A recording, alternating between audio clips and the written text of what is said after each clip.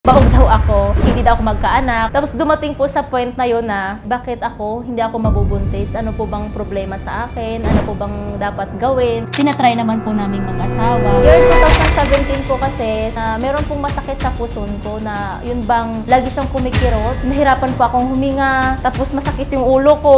Grabe, talagang sumusuka din po ako talaga. Tapos yung sinusuka ko, kulay dilaw. At laking gulat ko kasi nito lang, ako po si Jean Magoncia, 29 years old, Tubong Bay City, Negros Oriental.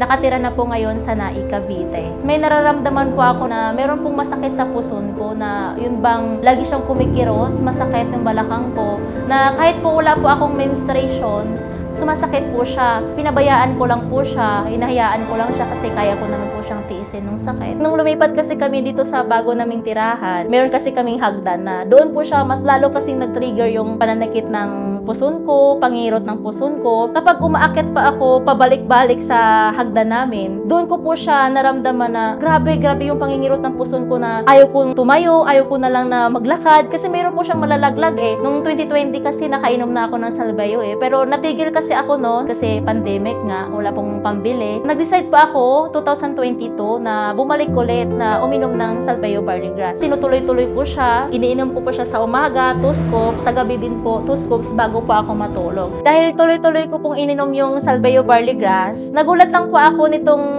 January 2024, so mga bandang 10 AM nung maliligo na ako, nagulat po ako na meron pong lumabas na para po siyang laman. Nung una, tinapon ko siya talaga. Tapos parang curious ako, parang gusto ko siyang buksan kasi first time nangyari nung na may lumabas talaga sa akin. So nung tiningnan ko po siya, laking gulat ko. Talagang ano pala siya, as in laman, sis talaga. At yun nga, sa tingin ko, yun po talaga yung nagpakirot ng matindi sa puson ko. Kaya din po siguro, nahirapan po ako magbuntis. Kasi dati grabe po yung pinagdaanan ko kasi yung mga kasamahan ko sa trabaho, mga kakilala ko, lagi po nilang sinasabi sa akin na baog daw ako. Yung gustong-gusto ko na po talagang mabuntis. Hindi po ako mabuntis. Tapos dumating po sa point na yun na makakita ako ng mga babaeng buntis, may kargang bata. Ano po bang problema sa akin? Ano po bang dapat gawin? Tinatry naman po naming mag-asawa. Dahil gustong-gusto ko na po talagang mabuntis, naghanap po ako sa Google, sa Facebook. Nakatry na ako dito eh. Ang dami kong narinig kasi ng mga kwento, mga kwentong Salbayo. So, nagtry po ako ulit. Nagtry po ako ng Salbayo Barley Grass po na capsule. Nag-start po akong uminom ng June 2020. Ininom ko po siya sa umaga. Wala pang laman yung tiyan ko. 2 capsule sa umaga at 2 capsule din po sa gabi.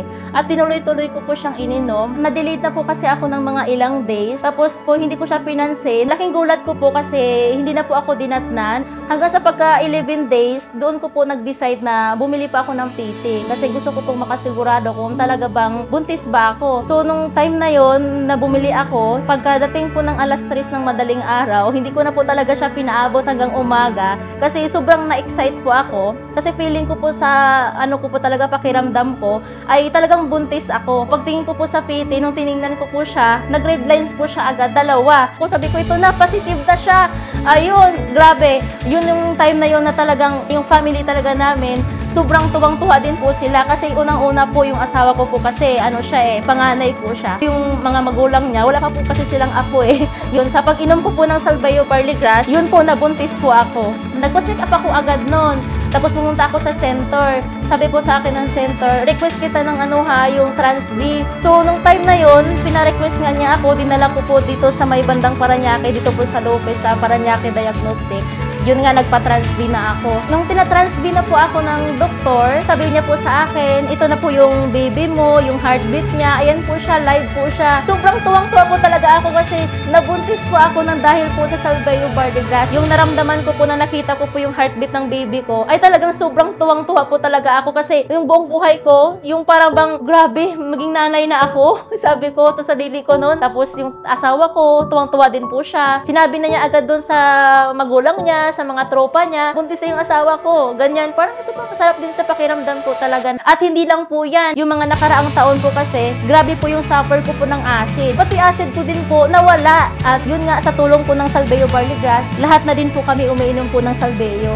Kaya nagpapasalamat po ako sobra ng Salveo Barley Grass kasi ang dami po niyang naitulong sa akin. Mas lalo pa po akong naniwala po talaga sa Salveo Barley Grass kasi nabigyan po ako ng pag-asa. At sa ngayon, 3 years old na po yung baby ko at ito na rin po yung isa sa pinapainom ko po niya na vitamin. Kung dati, sobrang stress at struggle sa pagbubuntis. Ngayon, sobrang saya na kasi yung anak ko, 3 years old na po siya. At nakikita ko po, tumatakbo-takbo siya. Tapos yun nga, love na love. Once again, ako po si Jean Magoncia at ito po yung aking kwentong Salveo.